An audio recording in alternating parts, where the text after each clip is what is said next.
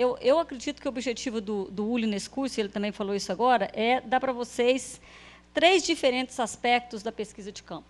Tá? O primeiro aspecto é como é que você vai abordar. Nesse caso aqui, por exemplo, ele está trabalhando com subordinação versus não subordinação. Então, como é que você vai abordar isso? Você vai chegar lá e abrir, apertar o seu tape recorder e começar a gravar tudo? Ou você vai organizar de tal maneira que você vai pegar os dados essenciais? E isso é muito interessante você fazer, porque você não tem o falante com você o tempo todo. Então, você vai para campo, você fica lá o quê? 1 mês, 2 meses. Então, você precisa ter as coisas organizadas, você tem de saber o que você está procurando para você não atirar para todo lado. Tá? Então, é por isso que ele deu vários exemplos de sentenças, disso e daquilo, que envolvem subordinação ou não subordinação. A lista do Noonan, tudo isso para mostrar para vocês o que vocês podem procurar quando vocês estão trabalhando com esse tipo de assunto. Tudo bem? Então, esse é o parte do que ele estava falando na aula passada. A segunda, então, o que é, se tem backwards controle, se não tem, se tem controle obrigatório, se não tem, não é? Se tem raising, se não tem, alçamento ou se não tem alçamento. E isso, além de tudo isso, gente, é importante vocês entenderem essa terminologia para vocês, quando vocês fizerem o trabalho de vocês poderem dialogar com pessoas que fazem teoria, que também estão interessadas nisso tudo. Então, saber essa terminologia é importante. Tudo bem? Na segunda parte do curso, o que o Uli fez foi falar sobre como é que vocês, então, vão testar o falante de vocês. Que tipo de design, de experimento que vocês podem ter, como é que vocês desenham um experimento para abordar o falante. Porque isso é muito interessante, porque às vezes você não consegue tirar do falante aquilo que você está procurando, porque ele não produz naturalmente, que é o que ele fala. Difícil você encontrar dados com subordinação, com recursividade, em fala espontânea. Né? Então, você precisa ter um design de experimento que vá te dar a possibilidade de você pegar aquilo facilmente. Legal? A terceira coisa que ele falou, que ele estava dando... Estou parecendo... Estou parecendo o Augusto traduzindo o Iaporreno. O Iaporreno fala isso e o Augusto fala isso. Né? A terceira coisa que ele falou é sobre como é que você vai organizar os seus dados. Que tipo como é que você vai guardar esses dados? Você vai fazer, que tipo você vai usar, que tipo de programa para organizar os seus dados? Você vai usar um toolbox, você vai usar um Elan, você vai usar, você vai usar uma câmera para gravar o que está acontecendo? Porque isso é importante, porque você tem de ter em mente que outras pessoas têm de ter acesso ao dado para que ele possa checar o seu dado. Que foi o que o Andy falou ontem. Tudo bem? Então, agora o que o Uli quer fazer nessa aula de hoje é trabalhar com vocês a questão de desenhar experimento. Pega aquela lista do Noonan que deu na aula e organiza um experimento para você testar se verbos de certa classe subordinam ou não. Tá bem? Então, é isso que ele quer fazer, é isso que ele quer trabalhar com vocês hoje. I mean, at this point, the goal with the Vapichana work was just to start investigating complex sentences in Vapichana. So, I mean, now we found out that Vapichana at least doesn't have to use a complementizer to indicate an embedded sentence. Right? So that's the result. And I mean, in some ways, I actually forgot about the bird order, but I think we actually in the elicitation before had an example which also had the verb here, the kanya. In the initial position, that was a matrix sentence.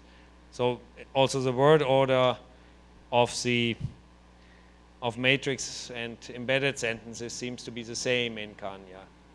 And now, I mean, if there was more Vapichana, I mean, if I was to sort of investigate Vapichana further, so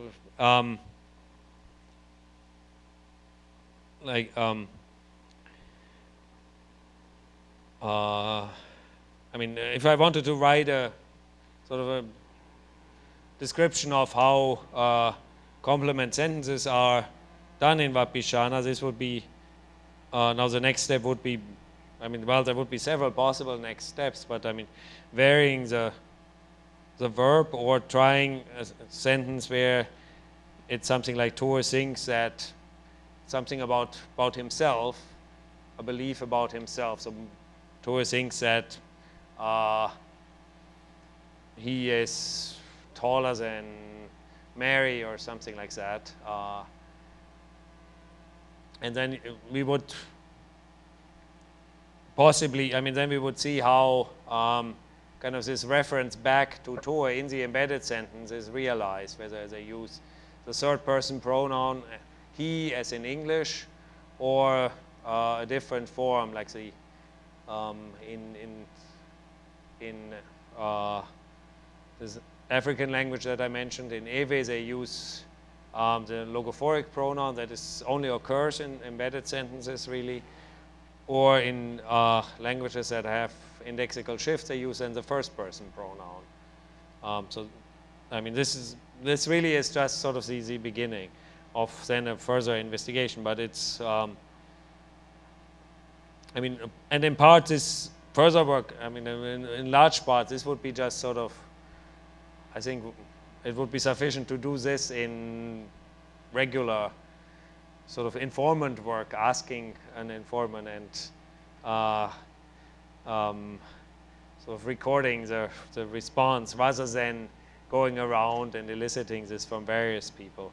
But I mean, this kind of elicitation, yeah, as I said, has sort of in different and in several scenarios a use that I think should not be.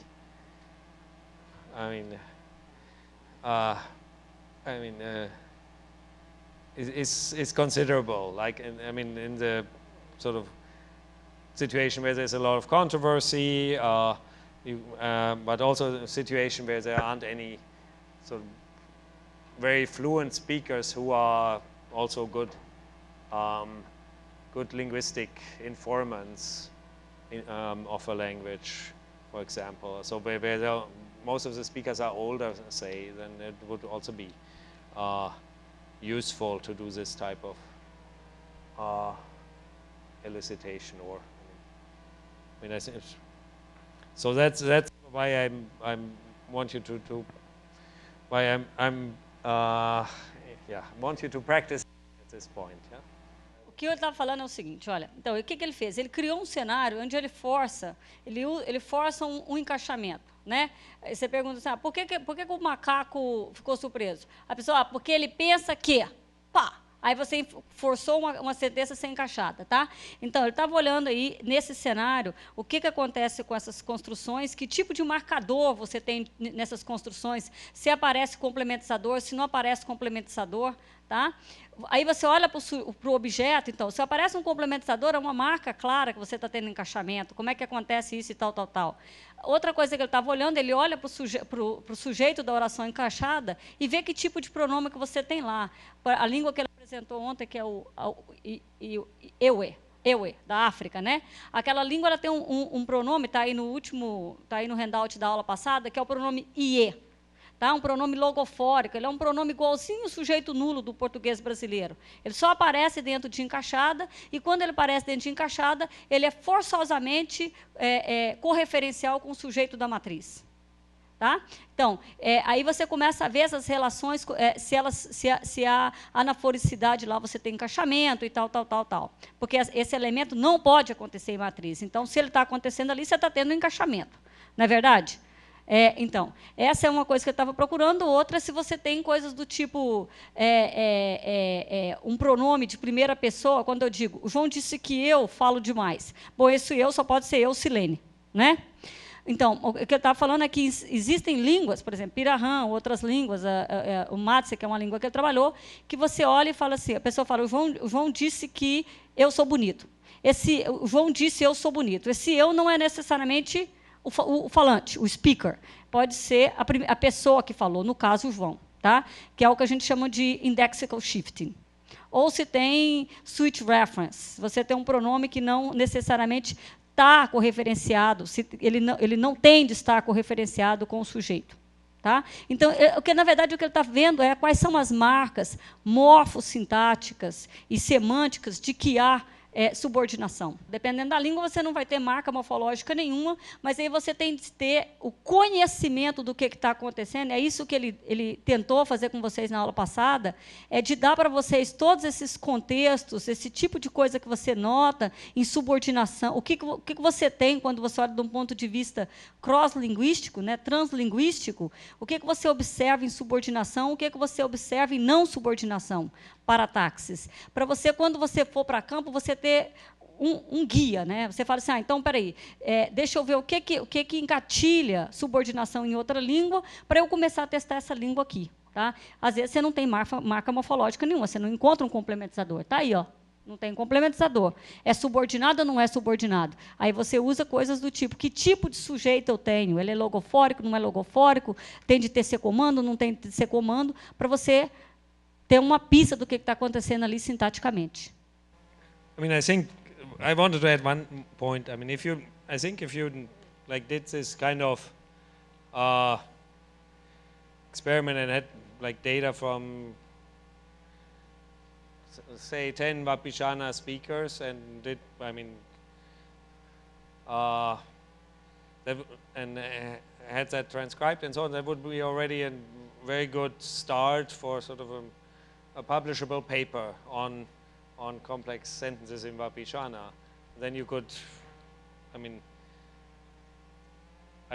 for this class it would be totally sufficient, by the way. But no, but it would also, I mean, be of substantial general interest, and I mean, you can, possibly they would sometimes maybe vary some aspects of this, and you could, and then sort of the description of such variations would be very interesting, or the understanding of sort of different structures that would then be used might be very, I mean, would be very interesting already for sort of a general audience. So.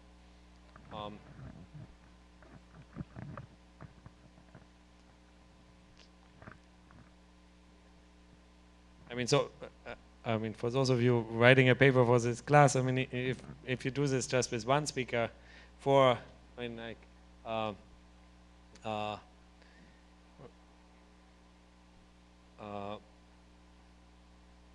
Oriana, so that would be already quite nice, I think, to have just a sort of, like, I mean, maybe ask them in like a couple of different scenarios that are sort of have the same character to produce just a description, and then do that with, I mean, in this case, this was a scenario that is targeting think, but then maybe also a scenario that is targeting something more like want or another of these complement-taking verbs, and that would be a great paper for this class. And I mean, that's the kind of paper that could then be expanded into a contribution to the field and the study of subordination in Brazilian languages. Yeah, groups, please. Yes. Então, deixa eu só dar uma revisada em português com vocês, o que ele falou, e depois, então, a gente monta esses grupos, tá bem?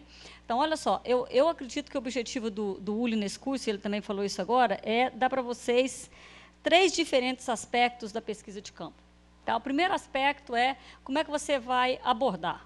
Nesse caso aqui, por exemplo, ele está trabalhando com subordinação versus não subordinação. Então, como é que você vai abordar isso? Você vai chegar lá e abrir, apertar o seu tape recorder e começar a gravar tudo? Ou você vai organizar de tal maneira que você vai pegar os dados essenciais? E isso é muito interessante você fazer, porque você não tem o falante com você o tempo todo. Então, você vai para campo, você fica lá o quê? 1 mês, 2 meses. Então, você precisa ter as coisas organizadas, você tem de saber o que você está procurando para você não atirar para todo lado. Tá? Então, é por isso que ele deu vários exemplos de sentenças, disso e daquilo, que envolvem subordinação ou não subordinação. A lista do Noonan, tudo isso para mostrar para vocês o que vocês podem procurar quando vocês estão trabalhando com esse tipo de assunto. Tudo bem? Então, essa é a primeira parte do que ele estava falando na aula passada. A segunda, então, o que é, se tem backwards controle, se não tem, se tem controle obrigatório, se não tem, não é? Se tem raising, se não tem, alçamento ou se não tem alçamento. E isso, além de tudo isso, gente, é importante vocês entenderem essa terminologia para vocês, quando vocês fizerem o trabalho de vocês poderem dialogar com pessoas que fazem teoria, que também estão interessadas nisso tudo. Então, saber essa terminologia é importante. Tudo bem? Na segunda parte do curso, o que o Uli fez foi falar sobre como é que vocês, então, vão testar o falante de vocês. Que tipo de design, de experimento que vocês podem ter, como é que vocês desenham um experimento para abordar o falante.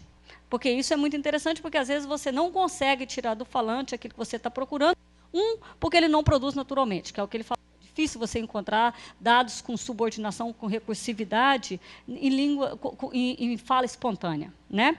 Então, você precisa ter um design de experimento que vá te dar a possibilidade de você pegar aquilo facilmente. Legal? A terceira coisa que ele falou, que ele estava dando... Estou parecendo...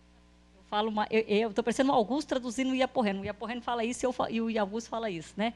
A terceira coisa que ele falou é sobre como é que você vai organizar os seus dados. Que tipo como é que você vai guardar esses dados? Você vai fazer, que tipo você vai usar, que tipo de programa para organizar os seus dados? Você vai usar um toolbox, você vai usar um Elan, você vai usar, você vai usar uma câmera para gravar o que está acontecendo? Porque isso é importante, porque você tem de ter em mente que outras pessoas têm de ter acesso ao dado para que ele possa checar o seu dado. Que foi o que o Andy falou ontem. Tudo bem? Então, agora que o Uli quer fazer nessa aula de hoje é trabalhar com vocês a questão de desenhar experimento. Então, o que vai acontecer? Vocês vão fazer grupos, né? How many people, Uli? 5? Tá? De 5 ou 4 pessoas para organizar os experimentos. Então, o que vocês vão fazer? Vocês vão pensar em como é que vocês... falar para vocês. Pega aquela lista do Noonan que ele deu na aula e... Pega aquela lista do Noonan que deu na aula e organiza um experimento para você testar se verbos de certa classe subordinam ou não. Tá bem? Então, é isso que ele quer fazer, é isso que ele quer trabalhar com vocês hoje. E ele quer que vocês não sentem juntos. Por exemplo, o pessoal da UFRJ senta com o pessoal do Nordeste, com o pessoal de Minas, com o pessoal da USP, mas não sentem todos os amigos juntos, porque senão vocês não vão...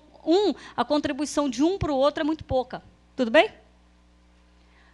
Então, pergunta sobre a última aula.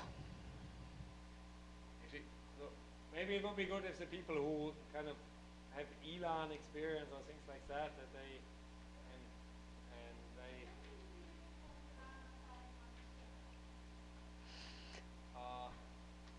Question foi, what were you looking when you tested Waptiana? I mean, at this point, the goal with the Vapichana work was just to start investigating complex sentences in Vapichana. So, I mean, now we found out that Vapichana at least doesn't have to use a complementizer to indicate an embedded sentence. Right? So that's the result. And I mean, in some ways, I actually forgot about the bird order, but I think we actually in the elicitation before I had an example which also had the verb here, the kanya, in the initial position that was a matrix sentence. So also the word order of matrix and embedded sentences seems to be the same in kanya. And now, I mean, if there was more Vapichana, I mean, if I was to sort of investigate Vapichana further, so I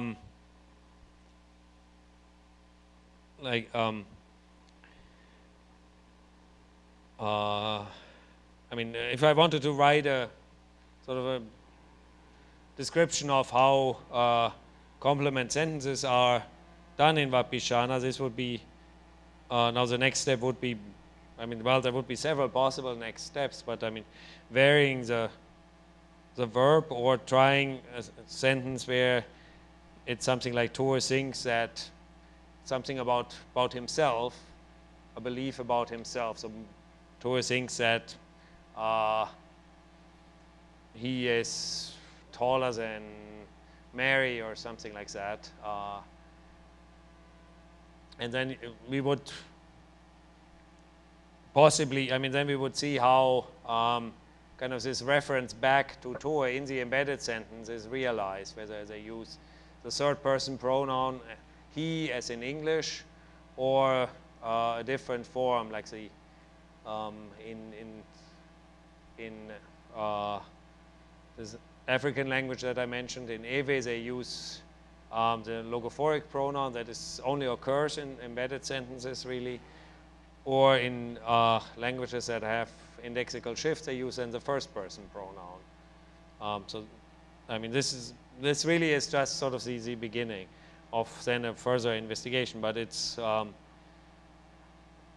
I mean, and in part this further work, I mean, in large part this would be just sort of, I think it would be sufficient to do this in regular sort of informant work, asking an informant and sort of recording the response rather than going around and eliciting this from various people. But I mean, this kind of elicitation, yeah, as I said, has sort of in different and in several scenarios a use that I think should not be.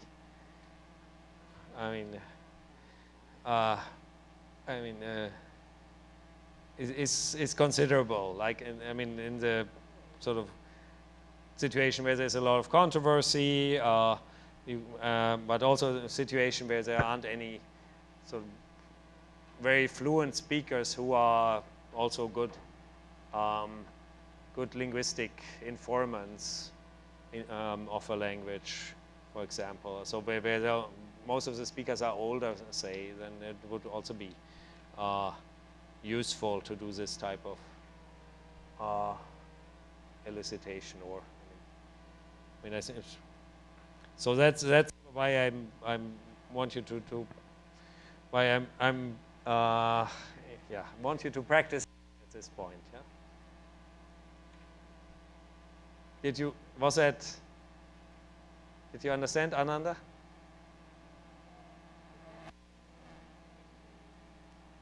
Ah.